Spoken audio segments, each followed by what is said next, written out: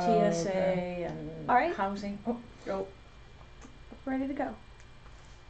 when- I just introduced. okay. Hi, I'm Marina. I'm a reporter with the Victoria Advocate, and I am here with Jan and John. Jan is is a spokeswoman for FEMA, and John is with the Small Business Administration. And we're here today just to talk about recovery efforts from Hurricane Harvey 2 months after the storm hit. So first off, if I could just have you kind of give us an overview of where we're at now with folks needing help. sure. Recap a little bit. Statewide, we have received over 880,000 applications for assistance from FEMA. And statewide, we have put out, my gosh, $999 million in Texas has been distributed thus far. Now let's talk about just Victoria. In Victoria, we've had over 19,000 registrations and $10.3 million has been distributed. We are getting an average of about 600, 700 people a day registering for assistance still today, 2 months after the storm. So we know that there are people who are out there who need to register, and the message we'd like to get out today is don't delay, register right now. Excuse me, because we have a November 24th deadline. The deadline was extended because we know that there are people out there who still are just discovering that they have damage done to their house. So we extended the deadline to November 24th, but we want everyone to register as soon as possible because you don't want to wait until November 23rd. If you do that, the system gets all clogged up and makes things, slows everybody down. So we are telling people, register now. And we work hand in hand with the SBA. So when someone registers for assistance with FEMA, they will also have the opportunity to register with SBA. Oh yeah, and once you register with FEMA, that kicks off the federal disaster aid. If you get a phone call from us and or email, kind of encourage everybody to return the application or fill out an application. You can either do that online at sba.gov, or you can go to one of our DRCs, which is a Disaster Recovery Center, and I guess the local one here in Victoria is at the Patty Dobson Center. Either one of those two to fill out that application. I kind of encourage everybody to fill out the application, even though you may not need the loan. Use it as a safety net, because with an event like this with a lot of water and flooding, people are starting to figure out that I may have mold or I may have drywall that is wet or damp. And you know what? How am I going to get this repaired? If I have insurance, we can help you as well, because as of today, we've approved over $1.5 billion worth of loans in the state of Texas. And often we can get the monies to you faster than the insurance company can. So if you get the opportunity to do so, fill out that application, because if you don't fill out the application, in essence, you've told the state of Texas, you've told FEMA, and you've told the SBA, we don't need any more help. I think a lot of people don't realize that the SBA, the Small Business Administration, is not just for businesses. Right. Yeah, I was going to say. That B in the middle of our acronym kind of confuses everybody. So our program is here to help anyone that's underinsured or has no insurance, to help you recover and cover your uncompensated losses. So if you fit into that category, I know Texas is, we say Texas strong and people are resilient, but what if you're that person that needs help and you don't help yourself? So this is the opportunity to take a half hour, 20 minutes to help yourself. Register with FEMA. Give them a call at 1-800-621-FEMA to start the process. And it's important to fill out that application for the loan, because that boots you out of the system. Mm-hmm. Most people, anyone who's asked to fill out the application for a loan, they don't have to take the loan. Mm-hmm. But it is important that they fill out the application, because if they don't, then they are booted out of the system entirely and have to start the process over again. Yeah, and if you do our home loan and we can't help you, we're going to send you back to FEMA for their ONA, which is their Other Needs Assistance Program. So in either way, to me, like, it's a win-win situation for a homeowner and or renter. So don't let that B in the middle of our acronym confuse you. The loans are for homeowners, renters, businesses, and nonprofits. So if you fit into one of those categories, please do yourself a favor and fill out the application. And so just to clarify, homeowners and renters with and without insurance should apply if they've had damage. Correct. Okay. Exactly. FEMA will ask you to bring in your insurance policy or information about the type of insurance that you carry on your place. But it doesn't matter if you have insurance or you do not have insurance, we still want you to apply, because often what you find out is somewhere down the road that if you had insurance, it did not cover certain things that FEMA can cover. So it's important to get the application in and just be safe, just to have yourself covered. Okay. And then so we've heard from a lot of folks who have received these, they call them denial letters. Can you talk a little bit about what that means and what people should do as the next step? Sure. We prefer to call them determination letters. I understand that a person will get the letter in the mail and they open it up and it says, you know, that it's been determined that you don't qualify or you're not eligible, and then they tend not to read it and say, well, that's that. And first thing we ask is that you read the letter thoroughly, and secondly, then find out why you were turned down, because most of the time, not always, but most of the time, it's a matter of just a small amount of information is needed, or some documentation is needed that your application is lacking. And if that's the case, then you just provide that information and it goes back into the system to do it again. Now, if it is truly a denial, then there is a process for an appeal when you can start that process. But really, the best thing to do is to go to a disaster recovery center, of which we have, well, of course, we have the one in Victoria at the Patty Dodson Health Center, but we also have one in Cuero, and we have one in Port Lavaca. So it's important. I would say the best way to handle it is to go in and talk one-on-one with somebody. That way you can look somebody in the eye and ask them questions, and they can respond, and it's much more productive, I would think. Now, you can make a phone call. You can call the 1-800 number, which is 1-800-621-FEMA, and you can also get information there. So you do have options, but everything is a one-stop shopping. If you go to a disaster recovery center, you've got SBA there, you've got various nonprofit organizations there to help, and you have FEMA people answering questions. So that's probably the best bet. And I have heard that the phone wait times can be a little hefty sometimes. Yes. So maybe best to go see someone in person. The fastest way to apply, obviously, is online, and that is disasterassistance.gov. You could make a phone call to the 1-800-621-FEMA. Right now we're running 31-minute wait times. We keep track of that, and we're averaging 31 minutes. So if you don't mind that, or if you're not close to a disaster recovery center, then that is an option. And then, of course, there are the disaster recovery centers. We have 50 of them around the state in 27 different counties. You can apply in any county. It doesn't have to be the county where you live. So we've tried to make it as convenient as possible for people. And then where does the SBA fit into this if folks don't? As far as, like, if someone receives a letter, well, I mean, they have their own Okay. classifications. If somebody receives a denial letter from us, most of the time it's going to be for credit history Okay. and repayment ability. Like FEMA, there is an appeal process. If you've gotten a declination letter, you have 3 chances to appeal. You can come into a disaster recovery center. We'll help you form that letter and send it up to our processing center in Dallas to help you get your appeal going. Okay. I think it's also worth mentioning that when you go to a disaster recovery center, no matter what language you speak, we can probably have it covered. Mm-hmm. We have translators, people who speak 80 different languages. We have equipment out in the field where they use their telephone and it translates. There's all kinds of ways we can handle it. And I mention that because last night I went to a store and I had my FEMA shirt on, and somebody was asking me about FEMA assistance. She was Vietnamese, and it was difficult to understand her. She was having difficulty understanding me. Excuse me. And I explained to her, try it the best I could, to go to the disaster recovery center, because they would make sure that they can accommodate that language barrier, that they can make it work for her. Okay. So that's worth knowing too.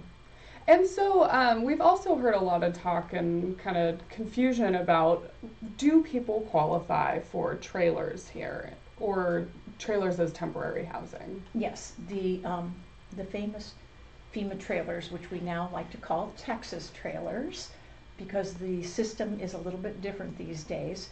But what's happening is that FEMA makes the determination as to who is eligible. Okay, and that's based on the application and how much damage they have sustained. After the inspector does the inspection, then if they qualify based on their amount of damage they have, then they go on to a list and they will get a telephone call, and it's usually a robocall that asks these questions. And you fill out, I've got 5 people in the household, and this, and this, and you will go on to a list that we then provide to the state. And it is up to the state and the local governments to determine who gets what and when. FEMA's role at this point in time is only to determine eligibility. Once the state decides, okay, this family is going to get this or that, then FEMA pays for it. So that's it. But the one good thing is that people can call FEMA, the 1-800 number, to find out if they're on the list. So that is a real advantage, so they're not sitting around wondering, am I going to be one of those who's lucky enough to get a trailer, Texas trailer? Okay. And it's really a manufactured housing unit, to be specific. It's not really a trailer. Trailer, yeah. And I was going to say, can you kind of talk about this transition of going from federal to state, or at least giving the state more control in this? In the past, as many people know, they talk about FEMA trailers, and in the past we have done it all. We owned the trailers. We determined who got them. We put them in place, which meant dealing a lot with the municipalities, because they have rules and regulations about where trailers can be placed, and we have to get special waivers to put it on someone's property. It's not a simple thing. It's not a fast fix.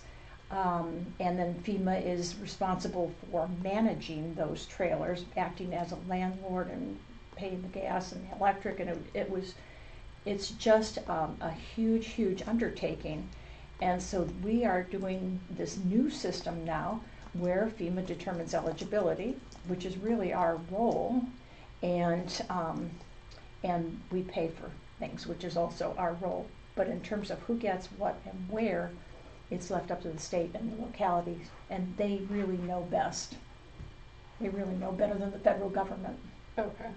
And then another question, what are folks looking at in terms of timelines? Say you turn in an application today. When would your home get inspected? Or when, if you were approved for some help, when would you see that? And I would imagine there's probably a big variance depending on the situation. Of course, and it certainly does vary a lot. Under normal circumstances, we expect an inspector to be out there within 2 weeks after the application's made. That may not be happening now. It may be more than like 3 weeks, 4 weeks. But if it hasn't happened within a month, then I would say it's time to give FEMA a call and find out exactly where your application is in that process, because it should be happening a lot faster than that. At one point in time, we had over 1,000 inspectors in the field in Texas. We now have 400, so things are subsiding. Things are starting to slow down, and we should be able to do things much more efficiently now, even though we only have 400, but now things are more under control. But I would expect it certainly within a month. Okay. And then how much longer will the hotel program continue, or for FEMA paying to put people up in hotels? As of right now, our deadline date is November the 7th, I believe. Okay. And so we are encouraging people to find places to live. We are helping people find places to live, and as you know, you had a lot of people here in Victoria County. You had almost 1,000, I believe, at one point in time. And now, no, 700. Wasn't it about 700? Yeah, that were in hotels. That yeah. were in hotels. Yeah. And now we're down to 156 families in hotels right now in Victoria County. So gradually we're finding places to put people in. People are finding their own places as well with family and friends or rental properties. So things are starting to calm down. But right now the deadline is November 7th. Okay, so November 7th and November 24th are the big Important dates. important dates for Right. folks. Carolina, are we getting any questions from anyone? Let's see. No, not anything discernible. I don't see any, but if there's any other pieces of information or anything else y'all want to share? Yeah, that's what I was going to say. Is there anything else? I mean, what should folks know 2 months into this disaster? Well, I kind of, with the SBA, the process is kind of similar. Our processing times, we're about a month out. Okay. Due to the level of activity. You know, not only do we have Texas, we have Puerto Rico, Florida, and often there's other smaller disasters going on. California, that's a big one as well. So we ask people to be a little bit patient with us. And for us, if you have the opportunity, you want to make sure when you submit your application that it's a complete file, okay? Because there's going to be a loan officer who's going to look at it, and if there's something missing, he's going to ask you to submit whatever is missing. So it's best to go to the DRC, which is Disaster Recovery Center, for them to check over all your documents and make sure you have a complete file for the loan officer to look at. Then, you know, often what happens if you submit it on your own, you forget something, they give you 7 days to get that documentation back to them. If you don't return that documentation, you kind of get put on the, you know, you basically almost start all over again. Okay, because they'll withdraw your loan. So you don't want that to happen, right? So it's best to get a complete file together in order to do that, to make sure it's correct and you have all the documentation. That means like your tax returns, like for a business application, they'll ask you for income statement, balance sheet, personal financial statement, sign off on a 4506T, which gives us the ability to check your tax transcript, excuse me. But if you submit this on your own, you don't complete everything, you're sent a halfway file, and the loan officer just may withdraw it if you don't have all those things together. So it would be faster for you just to stop by DRC, make sure you have everything, they can upload everything for you. Okay. If that makes any sense. And we do have a question from Rosemary Wayman. The interest rate and payment time frame for FEMA loans, I guess that she wants to know what that is, and or what those are, and what is the difference between a loan and a grant? Well, you know, let's get Rosemary straight. FEMA does not give out loans; they give out grants. Yeah. The SBA is the one that makes the loans. You know, and sometimes a loan can be a 4-letter word, but use the loan to the best of your advantage. What are the interest rates? Well, the interest rates on the home loans start at 1.75%. For nonprofits, it's 2.5. For businesses, it's 3.305. Now, these rates are very competitive. Most of the time, they're better than the bank. One of the things that people complain about, well, yeah, I can go to my bank. Well, the bank doesn't like to lend on damaged property. Okay, and if you're coming to us, that means your property is damaged. Okay, so these are some things to keep in mind. Once again, I kind of encourage everybody, don't make that self-determination, and that's what I find all over the country. Well, I don't think because my credit is bad, but don't let that deter you. We are not a bank. Our money's come from the Treasury Department. Unlike a bank, we're not trying to ding you for stuff that happened in your past. We're going to work as hard as we can to try to help you. But the first step is helping yourself. So go to our DRC.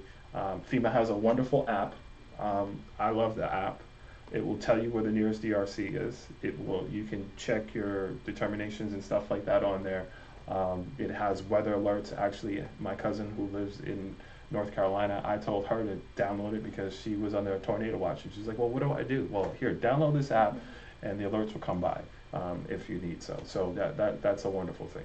Go ahead. I'm sorry. I'm stealing your thunder there. Well, back to the original question. A grant does not get paid back. A loan, you have to pay back. Mm-hmm. So people definitely would prefer to have a grant, but that's not always possible. Also, our maximum grant is $34,000 in this disaster. So $34,000 is not going to rebuild a home that has really, really serious damage. And that's where SBA can really kick in. On our home loans, the maximum on real estate, the maximum which you can get is $200,000. Okay. For $40,000 for your personal property, and businesses and nonprofits can get up to $2 million.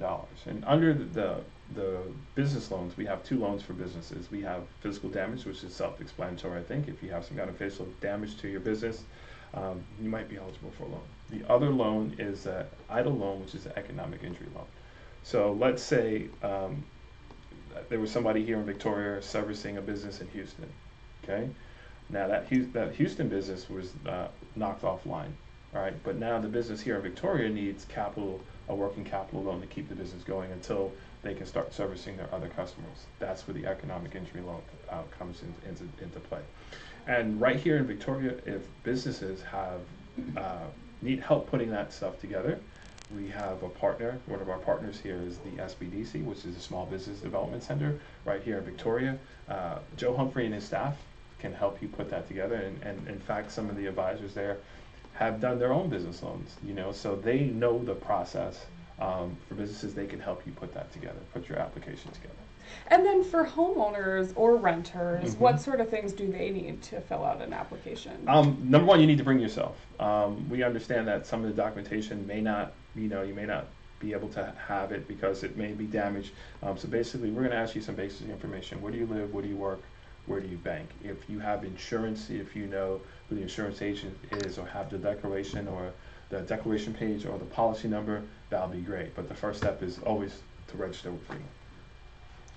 Anything else? I would like to give a shout out to our social media that we'd like to encourage people to get involved in, because we have a Facebook page. It's the Harvey Facebook page, and you can follow us on Twitter at FEMA Region 6. And then of course our website is FEMA.gov/hurricane-Harvey, and there's all sorts of information there. Then we have to give out our telephone number as well, and our information about how to register. You want to bring with you your identification. You have to have a social security number of someone in the household. Doesn't necessarily have to be, you make an application for someone who has a social security number, and ideally your insurance policy if possible. And you will need that information if you go to a disaster recovery center. We have the one in Victoria at the Patty Dobson Center, in Port Lavaca at the Calhoun County Library, and in Cuero at the DeWitt County Annex on Church Street. So, plus we have dozens of others around the state.